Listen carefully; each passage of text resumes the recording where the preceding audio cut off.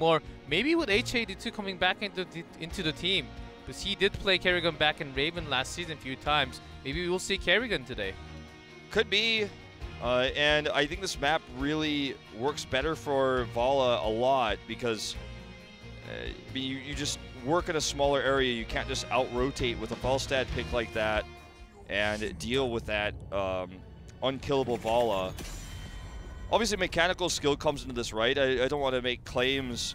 I didn't, but I don't want to say things like a Vala comp works here better, and so therefore they should draft that, or they're going to win every fight. It's going to be much better than them. And that they shouldn't draft it on SkyTel, but these are things that you have to consider when they were looking for fights roaming S5 and never a single, even one time, found the fight they were looking for while roaming S5 with the double support Vala composition. Tempest just was able to split push them, out-rotate, take better map control.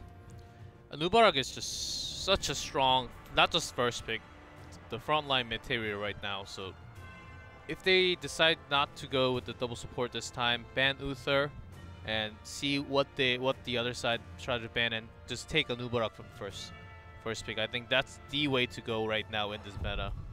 Even in your hero league, if you're the first pick, if a Nubarag is open, just choose a Nubarag. It's one of the best. There's a reason why its win rate is just so high right now. Well, this looks very familiar. Again, Tempest is banning Tassadar. It's going to be Uther first pick. We may just see the same draft out of BlossoM. And maybe they wanted the Tassadar with the Vala. That was the composition that we saw from L5 mostly in the mid-season brawl, running Tassadar with the Vala Trinity with Ariel, Tass, and Vala. Not so much the Uther because it was usually removed. Ariel's denied here already in draft by Tempest, so they can't even get that with the Vala this time on a better map for Vala. So Tempest is already starting to adapt and react, responding to what we've seen from BlossoM already. Wiz does not look happy about that Ariel lock-in. Genji Ariel though, for now that's a little unusual, but let's leave it at that and see what the draft looks like at the end. Maybe they're thinking of taking Vala themselves. I'm pretty sure that's what Wiz is thinking in his brain right now. They did take Uther, which is a very strong support. Just give the armor to the one that caught, especially after 7 taking Ancient Kings. You give so much more armor all the way up to 75 for the next 2 seconds, I think. That's a very, very strong talent coming in. That's why we don't really see cleanse coming out from Uther anymore. No, definitely not as valuable. When the armor can almost just save you in any situation anyways. You take less damage too. So this is what I was afraid of for Tempest taking the Ariel, is they leave open Greymane and a Nubarak. So you took the Genji, but you don't have the Uther to empower him. You have Ariel, but you need something to build hope. And the two heroes in Korea specifically we've always seen paired with Ariel were either the Vala or, of course, the Gul'dan. So Vala is still available here for Tempest, but no Uther and no Tassadar. So we see a secondary support here for the Vala. It's going to be a little bit unusual. The Vala or the Gul'dan could be banned by BlossoM here if they have the same line of thinking. So I like the draft for BlossoM so far. Tempest assumed that, at least that's what it looks like so far, assumed that it was going to be the exact same draft. And BlossoM just adjusted on the fly immediately, and now they still have a very strong trio of heroes. Yeah, those three looks very strong. Greymane can always go for Cursed Bullet against any strong tanks to take out 40% of the maximum damage. Also, Nubarag, as we were talking about, so much CC available when you have the dive. Greymane also as a DPS can also dive with the burst damage. But with that Leeming ban from Tempest, I think it's hinting that they want to go with the Gul'dan. Have the Gul'dan Ariel pair up with the wave clear, have the strong sustain along in the back line, and have Genji harassing with the strong warrior in the front line. I think that's the way, that's the chain of thinking that Tempest is trying to do right now. Yeah. Really interesting to see what BlossoM is going to ban here. They're going to target the lack of warrior right now for Tempest, or are they going to target the Ariel hope-building DPS heroes? Gul'dan Vala, that's what's on the mind right now. Time's ticking down. There's going to be the Zeratul ban, so just removing the similar composition we saw from last game with the heavy dive of the Genji and the Zeratul. The mobility was a big problem for BlossoM. Arthas and Vala, of course, left available here. Honkono gives a smile. Will likely be him on the Genji again, but we'd love to see some Vala out of him because now he's very allowed to play the ranged DPSs of all kinds, not just the flex ones. Ooh. Who's gonna play Vala then? That's a big question. Maybe Honkono will actually play Vala and let H82 be on Genji this time. I think there will be a little bit of a shakeup in the roles. Well, H82 could technically play Arthas. We'll see if that ends up coming to pass here. Not entirely sure how they're going to arrange the heroes. Again, this is the first time they're playing with this lineup of positions. Honkono normally the tank player, so things could definitely get a little bit weird. But the fact that we already saw him play Genji last game leads me to believe he'll be playing it again. Vala could just be played by Lockdown. This is way too fun. So for BlossoM now, they're looking for the secondary DPS. Li Ming was the best target. It was removed. It's going to be Falstad, and Kerrigan makes it in. The old Kerrigan Uther. Feels like 2015 again. That's right, Divine Storm and her own Storm around to take everyone out with so all much the CC on this team. Yes, that's right. And also Falstad can... Taking away Falstad seems also as a very good option as Dehaka is already banned. Taking the global. Now, with this comp, they do have the wave clear. They can pick off. They can do it. They also have the shrine control. They have the global. I think this is more of a balanced team comp for BlossoM's side.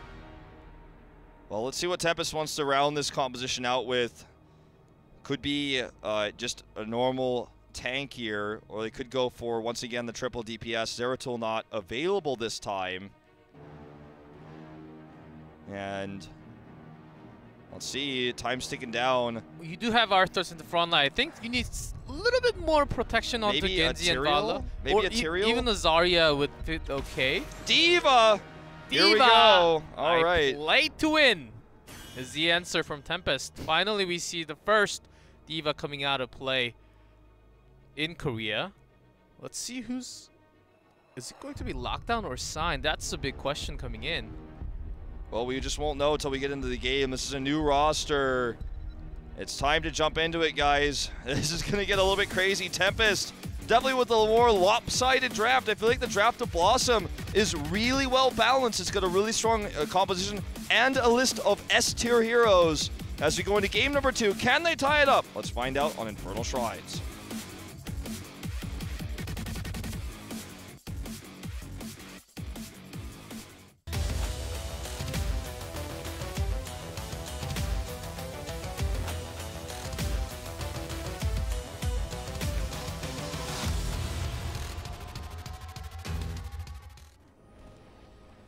Here we go, in blue, Honkono on Vala, here we go. Wow. Hide on Ariel, H82 on Art, the Sign on D.Va, and Lockdown on Genji. So this is going to be a pretty hype one to see Honkono on his debut Vala.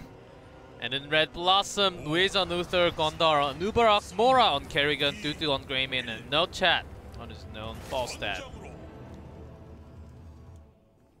Okay. I thought game 1 was exciting, but this is even better. H82 on Arthas for the, I believe, for the first time ever. So D.Va can mitigate a lot of the damage that comes out from this composition, but it's going to be about positioning, something that Sign's very known for, and self-destruct is very powerful on the shrines, obviously, and for zoning purposes. Hold that thought. Gondar is going to dive in here, gets detainment struck immediately. Honkono has the crown here. The heals are coming out. Gondar is going to pay for this with his life. The Sign just continues to try to chase, looks for the boop here onto Dudu to knock him back into the front lines. Unfortunately, not able to secure that. Having D.Va, of course, cancels a lot of damage too, but Gondar coming off from the side, he couldn't really land on too many CCs. Maybe with the CC, it would have been very close to actually get a kill onto Vala. I think Greymin could have got the kill, or were almost very close to getting a kill. Still, just 1-0 right now going to Tempest, of course. I think they have a much more solid team comp, especially when it comes to Shrine fight. D.Va's Explosion is just so powerful zoning tool out of the Shrine. It really destroys your positioning for BlossoM's side.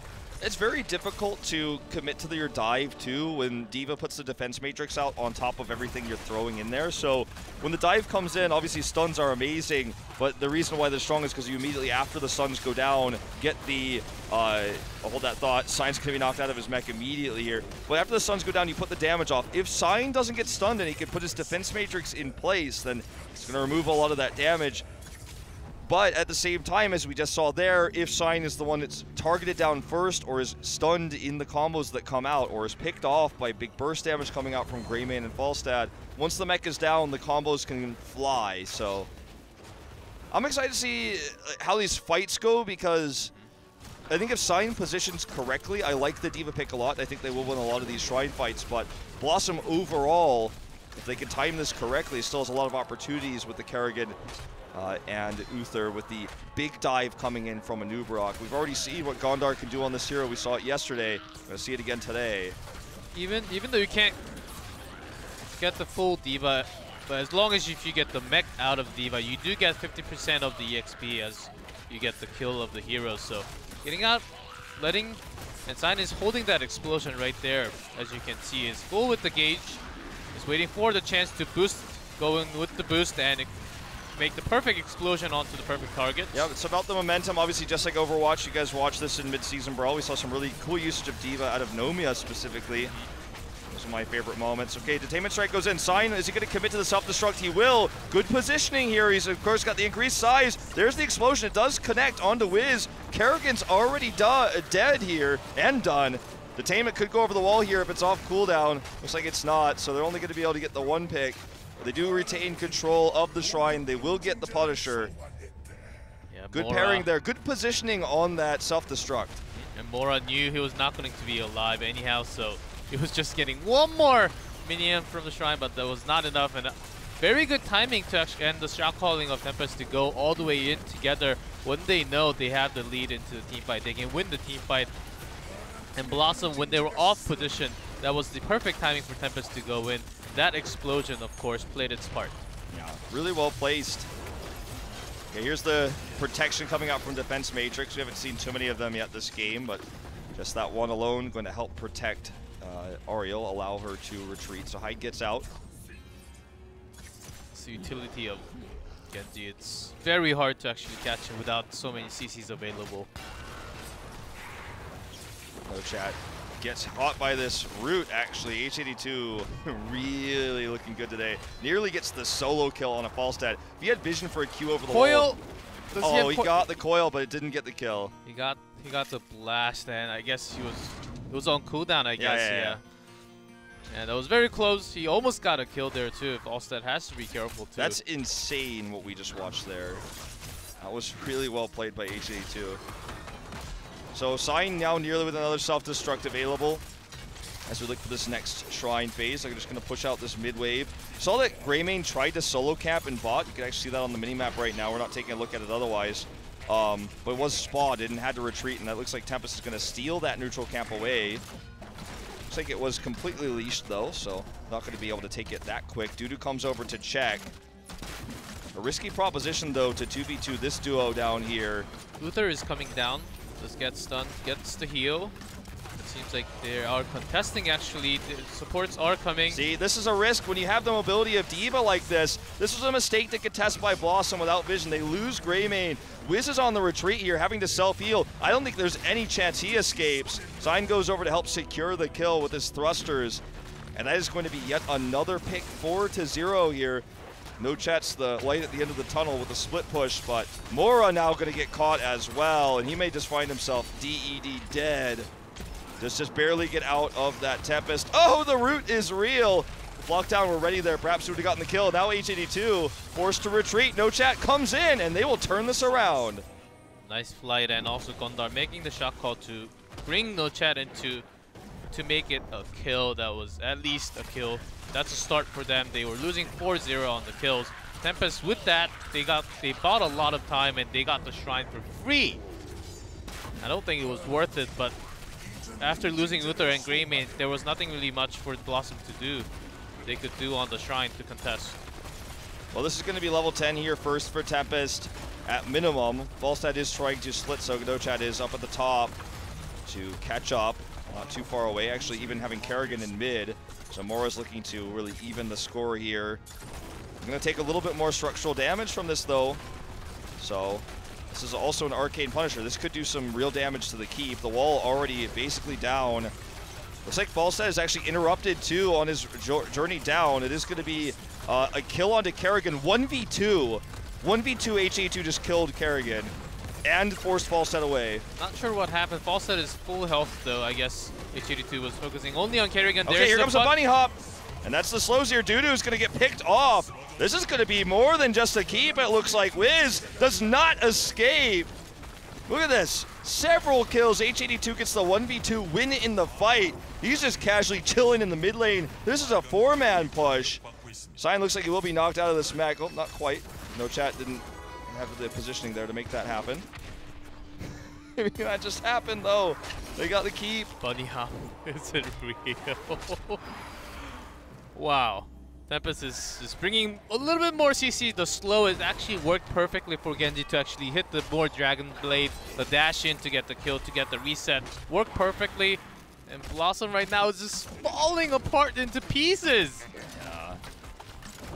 Really would have loved to see what happened with H82 in that 1v2 skirmish, because I don't think there's like, maybe we just can't know. Maybe that's just one of the great mysteries of life. Like it's like number 10 on Wikipedia. Look it up. Great mysteries of life. How HA2 won that 1v2 fight that we never saw, that we'll never know until the replays are released. No chat harasses this a little bit, but this is going to be a stolen Merc cap. They will get their own Shaman cap at the same time, so some extra pressure in the top lane, but going to be insignificant compared to the catapult pressure in bot. So they just try to sit back and turtle for that EXP. They're down a talent tier currently. Makes an engage with Gondor with some CC, but the heals coming in with Ario, and Vala is safe for the moment. There's a big gust coming around. Honkono gets very low, but is safe for the moment. Big cocoon coming down on to hide, but it's not enough to get anything done. Even without his heals, they are crushing this team fight. 4 dead already. And Sign is looking probably to just come over, chase him here. Not even necessary. They get the kill without his boop there. Look at this push with the 6 goat men coming in. The Impaler cap is going to just do massive damage to this mid wall. HA2 is already going to clear the Shaman cap, and the bot pressure is starting to stack up. 3 catapults now in the bot lane. Tempest is dominating this one. They seem so strong right now. Honkono was a little bit in the dangerous zone, especially with that gust. I think it actually helped Tempest to stay in together because Ario gives AoE heal. Everyone, I think 3-4 of the members was healed at the same time, which really got them back into the team fight. That was a questionable gust coming out from No Chat, but and that team fight, then they're down on talent still. Almost 3-level gap now. They need to make a miracle comeback right now. They do. Well, the bot catapult pressure is going to make it difficult. They have Falstad in their draft, though, so No Chat's on cleanup duty right now. They're also going to steal the solo cap down, or not the solo, the neutral cap down in bots. That's going to relieve some of that catapult pressure, at least for a little while here. But the Shrine is on the opposite side of the map. Already, Tempest has gained control of that, and they nearly have a 2-talent tier lead with 16 around the horizon here. The cap would be nice to have on the opposite side of the Shrine if there weren't a catapult lane down there to deal with it. So if I were BlossoM, one of the members, or shot calling, I would. It's a very risky moment before 16, but I would actually contest before they hit 16, because if you lose the Shrine, the gap will be even bigger right after, and you may actually lose 2 forts, two keeps all the way, and that's going to be close to a game. And it's already too late, I guess. It's already too late for them to make that decision now. They definitely could have done that. I respect their decision to try to soak for 13 at least. Oh, look at this deflect here. Detainment strike pushes Mora away. Baited so hard. And that is going to be a perfect exchange here. Lockdown escapes, wants the kill on the Mora. Cocoon not enough to save him. And split push is happening here. If they didn't lose anybody, if they had split pushed to 13, Hearth, Home, Turtle to try to prevent this keep from going down, I would have agreed with the decision. But because they didn't play it like this and they continue to, they lost a member and they continue to split push, I think your idea might have been the better one. Either way, Sign's going to go for the boop in here. Remember, he has self-destruct. Doesn't necessarily need to even use it here. The keep's going to go down without it, and that's going to be double catapult pressure now at the very worst case scenario for Tempest. Genji does not have Dragon Blade, but Vala is full Here HG. comes Sign, drops out the self-destruct. It is gusted away. Nice usage of the gust here. Does clear all the minions coming out. At least, yeah, at least you got the minions. Got some more EXP, and here comes Mora, but Cocoon is available in 2 seconds. Bunny Gus is hop not. coming in too. Look at that Divine Shield on the Gondar. It's still not going to be enough to turn the fight, it looks like here. Sign will lose his mech. He just does come down. Okay, here we go. Gondar is coming in. The big Impale knockups, but still 2 dead already here for BlossoM. No Chat's going to be the next to fall as Lockdown is killing it on the Genji. And he will finally go down here, it looks like. Nope, not being targeted by the core. It's on H82. He was super low. And that is just finally, slowly, eventually going to be game as Sign shoots the core in pilot form. And actually, Mini Diva does a lot of damage with those auto attacks, so 4 is going down pretty quickly. All 5 members are still alive. 19 to 2 kills. Tempest takes game number 2. It is 2-0 leading against BlossoM right now, and there was some mistakes, of course, coming out from BlossoM's side. It was more of a balanced comp this time, but they couldn't really execute it well. And Tempest, from the beginning, had the momentum, had some picks off, and all the CCs. Ario giving AoE heals. That was one of the biggest questions going against BlossoM. And one of a very good counter to Ario is, because they're all staying together, is Tychus. You put that Odin and press RQ, W, and you do tons of damage to all of the members staying in together, but Tychus was not even in the draft. Yeah, also the gusts were used in somewhat questionable ways by NoChat, as you pointed out earlier. Never were able to really pair them with the Aegis very well. Sometimes could be kind of a soft counter, as we were talking about. And I think that the main issue here is just mechanically Tempest is out fighting them. The Genji play was really good coming out from Lockdown. And when you look at how the draft happened, it looks like it might have been a little bit on the fly, kind of freestyle. When you look at the D.Va pick wasn't why they won the game even. It was just really good play by Sign on D.Va, but I feel like if he played Muradin and positioned himself to cut off retreating members and was always ready for the picks, could have done just as well. But he played the D.Va. He shows his first D.Va game here in HGC Korea. Looked strong, and I feel like BlossoM is going to have to go back to the drawing board. But this series isn't over yet. We're going to have a short commercial break. When we come back, we'll have game number 3. See you guys then.